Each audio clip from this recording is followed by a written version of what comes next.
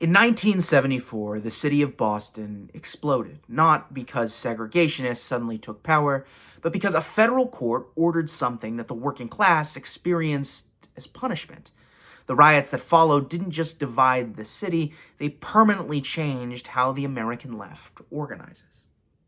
When we think of school desegregation, our minds immediately go south. We think of Jim Crow, the Montgomery bus boycott, the Little Rock Nine being escorted into school under armed guard.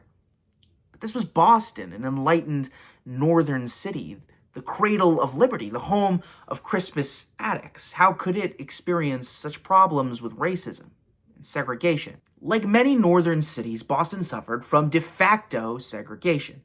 Not segregation written into law, but segregation produced by redlining, discriminatory lending, other housing policies, and decades of neighborhood exclusion. And by the 1970s, these boundaries had hardened into political identity. In the southern half of the city, there are three predominantly black neighborhoods, those being Dorchester, Roxbury, and Jamaica Plain, and just north of that, you have South Boston, or Southie, a tightly knit, overwhelmingly Irish Catholic working-class enclave. By the 1970s, the Democratic Party itself was fracturing. On the one side were the older political machines, neighborhood-based patronage systems rooted in ethnic and working-class communities. These machines were often corrupt, but they also distributed jobs, resources, and institutional protection locally. On the other side were reform, institutionalized liberals, lawyers, judges, foundation networks, national party elites, the intelligence apparatus, many of whom viewed these political machines as inefficient, parochial, and resistant to neoliberal reforms. Federal court intervention increasingly became the tool for restructuring such urban institutions, often in the name of civil rights reform, but with the effect of weakening their neighborhood control. In 1974, Boston began implementing a federal court issue by W. Arthur Garrity, mandating compulsory busing of students across neighborhood lines in an effort to desegregate schools. The order addressed a real injustice. De facto segregation and politicized funding structure had created enormous disparities between black and white schools. Separate was not equal, and black students were paying the price. But for many working-class families, especially in Southie, the policy wasn't experienced as justice. It was experienced as a loss of neighborhood schools, loss of local control over institutions, lack of institutional stability. And when institutions are reorganized from above, people rarely experience as reform. They experience it as an attack, and the result was explosive. White working-class resistance quickly turned violent. Black students faced open hostility, and the city descended into chaos. But the radical left found itself trapped in a contradiction. On the one hand, the rioters, many of them were racist. The primary organization behind the riots, ROAR, Restore Our Alienated Rights, made many extremely racist statements, as did many of the people who were opposed to the measure on a national level. I'm sure we can all remember Joe Biden's infamous racial jungle comment. What's more, the Ku Klux Klan was openly participating in the riots, and many of the rioters were roaming the streets, attacking random black people. So how, you may ask, could any leftists support these people? Well, there are a number of reasons. The order to integrate schools using busing was imposed from above. It was coming from the ruling class. It was not an organic community demand. What's more, the majority of the population was against it. 3/4 of the white population and half of the black community was opposed to the move. The order also represented the imposition of austerity and a lowering of the quality of education for much of the white community. And finally, black nationalist groups like the Nation of Islam also opposed busing. They advocated black schools for black children and pointed to the mistreatment of black children by white teachers in schools run by white people. Various leftist groups reacted to the issue in different ways. The first group were those who supported The rioters, most infamously the Revolutionary Union, the predominantly white organization led by Bob Avakian, who had split from the Weather Underground, rejecting the left adventurous terrorism the group was engaged in, as well as the anti-worker, anti-people mentality associated with it.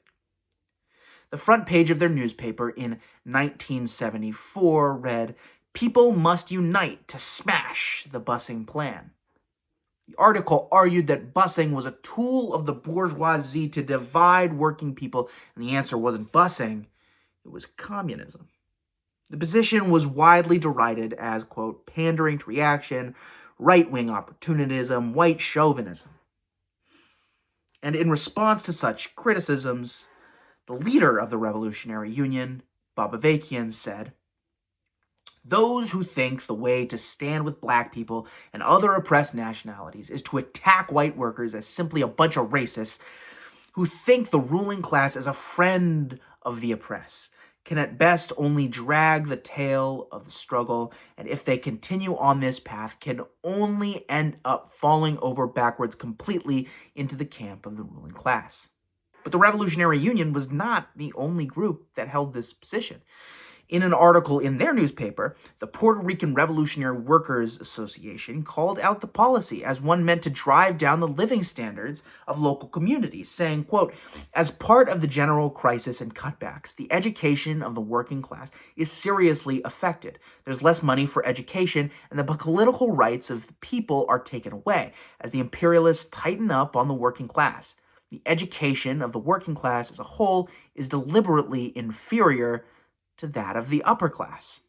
The Communist Workers' Party, a majority Asian American organization founded by Jerry Tung, echoed similar sentiments, saying, "The Boston busing plan has provided a living lesson for the working class on how the bourgeoisie use racism to maintain their rule. They have brought out the KKK and the American Nazi Party en masse in an attempt to revive and spread the lynch mob tradition of white supremacy. Through the busing plan, they have succeeded in whipping up a racist hysteria throughout the country. The busing plan is like a ghost call, which is able to lure out the most blatant chauvinism among the American working class. The busing plan, pushed by the liberal bourgeoisie like Garrity and Kennedy, has revealed how bourgeois democracy ultimately unites with the lowest reactionary ideals, national chauvinism. It has brought out what the bourgeoisie can boast at its best weapon in their ditch effort to split the working class: national prejudice and racism. The busing issue showed how racist ideology can be used to facilitate national oppression, which has reaped billions and billions of super profits for the bourgeoisie over the centuries. The profits of the Rockefellers, Kennedys, and Morgans are the culmination of the sweat and blood of black enslavement and extermination of Native Americans, the brutal oppression of Asians, Latinos, and scores of other nationalities over hundreds of years. At the time, the U.S. monopoly capitalism is heading for the worst economic and political crisis in history, and as the multinational working class is rising up and uniting as one, the bourgeoisie is forced to counterattack with national chauvinism to salvage their rule. On the complete other end of the spectrum were the Workers' World Party and Progressive Labor Party. These groups denounced the others as a bunch of fascists, as well as the racist rioters, and collaborated with the Democrats and the NAACP to hold a huge liberal rally in support of busing, which they called "Say No to Racism." Workers' World Party in particular cited Lenin's work on the national question, arguing that while black people do have a right to choose integration or separation, it was up for them to decide, and that predominantly non-black groups, citing arguments by black nationalist groupings like the Nation of Islam, were pandering to reaction and imposing separation on an oppressed minority. Now, sort of straddling the line between the two, you had the October League, who, while denouncing groups like the Ku Klux Klan and ROAR, as well as the Revolutionary Union and the Communist Workers' Party for tacitly supporting them, they also abstained from the rally called by the NAACP and the Workers' World Party. Instead, they chose to use their newspaper to highlight the voices of black nationalists, like those in the Nation of Islam, and other black nationalist writers arguing for an opposition to busing and advocating black schools for black children. But ultimately, in such a situation, there was really no move for the left, which is why my good friend and personal mentor Caleb Maupin calls this situation the Boston trap, in that the ruling class manufactured a situation where the left was unable to stick to their principles and be on any side of the debate. Groups like the Revolutionary Union and the Communist Workers' Party made the wrong decision. But they did so for the right reasons, because they had the right instincts. They were done with the hippie counterculture, and they saw working people upset about a genuine grievance being posed on them from above. But it was wrong of them to support racism. And tailing after racist rioters and trying to convince them that communism was the answer was kind of stupid, because the rioters and the riots were never going to turn into an anti-racist communist revolution against neoliberalism.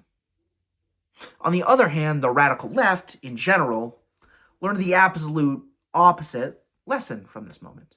They learned that the left is best, and you can never support the right wing. Workers' World Party to this day cites this as their proudest moment, when they worked against the people with the establishment to oppose racism, which is in of itself a very noble cause. Bob Avakian himself, formerly of the Revolutionary Union, now of the Revolutionary Communist Party, wrote extensively in his autobiography apologizing for it, calling it one of his most shameful moments, and talking about how he went to a Jimmy Buffett concert and saw a bunch of liberals smoking weed, and how that convinced him to reject economism, which he claims means that advocating for working people is inherently bad, and that you just need to tail after liberal causes. At this point, the Revolutionary Communist Party, Bob Avakian's group, is doing the exact opposite and is tailing after the liberals in their opposition to Trump. Refuse Fascism, the RCP's front group, is tailing after the anti-Trump hysteria and trying to convince liberals who are in every way pro-establishment that somehow in their liberal opposition to Trump, that they should join a communist group and try and overthrow the American government. It's just ridiculous. Now, what makes this even more ridiculous is that there are various groupings in opposition to the status quo, to the imperialist system that is keeping us poor, to these forever wars. Figures like Tucker Carlson or Candace Owens, like libertarians or the Tea Party, when it popped up, who these groups just refuse to work with, or in many cases even acknowledge anything that they say, besides to call them a bunch of fascists because they're right-wing. And after the Boston trap, the left learned that you can never, it's always the wrong move to side with the right wing, whatever that means. Now, it would be one thing if these groups were preaching racial hatred, but the inability of the left to recognize opposition to the imperialist global order is a huge loss that came out of this crisis. The ruling class themselves also learned from this crisis, that is, on how to frame their austerity and degrowth. Today, much of the policies that are meant to introduce austerity, budget cuts, and degrowth, the lowering of living standards of the American people, are introduced in ways that sound socialistic, and thus opposition to it is coded as, quote, right-wing. I use the term nanny state austerity to describe this phenomenon. Great example, the Michelle Obama school lunches. This was framed as the liberal state forcing bad parents to feed children healthy lunches. And how could you be against students receiving healthy lunches in school? You must just hate children, and you must be right-wing, and you just want deregulation. When the reality of the situation was that this was a move from the imperial bourgeoisie to cut the lunch programs of students in school, where low-income children who relied on these lunches were receiving less calories. They weren't able to feed themselves in the way they previously were. Another perfect example is Teach for America, which is framed as this amazing program where idealistic grad students, the top of their class, go all over the country and teach young children in impoverished communities. What an amazing program it sounds like until you realize what it's actually meant to do. And that is to cut the benefits of good union-paid, tenured teachers and replace them with grad students who make next to nothing. It's austerity imposed from above, but it's framed like it's like the Cultural Revolution, like Obama is Mao sending, the Red Guards into the countryside to teach among the people. But it's not that. It's austerity. Another example, land back. We all know that you're supposed to be for land back, even though nobody can really tell us what this is. And it's framed as this socialistic, amazing thing where we're fighting for the rights of indigenous people who have been historically marginalized, whose land has been stolen from them, who have received next to nothing, who live in abject poverty to this day on reservations that are poorly maintained, who were the victims of a genocide, by American settlers as they swept across the West. All of that is true, but the solution of the establishment is land back. And what is land back actually? Well, if you look into it, it's being primarily funded by Bill Gates. And why is it being funded by Bill Gates? Is it because Bill Gates is just a good person who really, really is concerned about racism and the plight of Native American people? No. It's about privatizing federal lands, selling them to people who are of low income in the Native American community, who are historically marginalized and thus have less access to capital, so that Bill Gates can buy up that land and use it for nothing, or use it to speculate on. It's a neoliberal austerity reform. It is the privatization of federal lands, framed as this amazing socialistic cause that how dare you be opposed to, because that would be right-wing. And so you just have to support the austerity, or you're a bad person. It's nanny state austerity. It's framed as the state forcing us ignorant rabble to be good people, when in reality, what it actually is imposing austerity, driving down the living standards of the American population. And that, the busing plan of the 1970s was the first such example of this being enacted, because, yes, discrimination against black schools was a real problem, and these schools were very much underfunded. But the solution was not to just take those kids and put them in a school with a bunch of white kids that was also underfunded. To increase the size of that school so now that everybody suffers and gets a shitty education, because we all know how shitty the American education system is. And part of the reason it is so shitty is because of overworked teachers and enormous class sizes. And this further contributed to it. This was a way to shut down those black schools, to fire a bunch of well-paid public sector jobs. It was the imposition of austerity. It was a government cut. But it was framed as the government forcing people to be good people, to oppose racism. At the end of the day, we can acknowledge the Revolutionary Union made a huge mistake, and that it was wrong to support the racist rioters in that case, because their demands were not about austerity that was being imposed on them. It was about hatred for black people, and that's wrong. But that if we want to see our country transformed into something better, we can't be constantly looking back into the 70s at this mistake that the RU made for the right reasons and say, well, we can never support working people. That if we want to see change in this country, we have to believe in our fellow man. We have to believe in their ability to act in their own self-interest, and we have to oppose policies that are meant to drive down their living standards, even if that means working with the quote-unquote right wing. Because the world has changed a lot since the end of the Cold War. We have to evolve with the times and not get stuck into relearning this quote-unquote lesson from the late Cold War at the expense of the working class, at the expense of our neighbors. We have to have the attitude that any opposition to globalist imperialism, whether it comes from the left, whether it be Palestine protests or opposition to healthcare austerity and privatization, or coming from the right, whether that be opposition to lockdowns or war with Russia, that is an opening for us. That is an opportunity for us to meet people who are against this system. And we have to build coalitions, like the Rage Against the War Machine coalition. a huge protest that united thousands of people in Washington, D.C.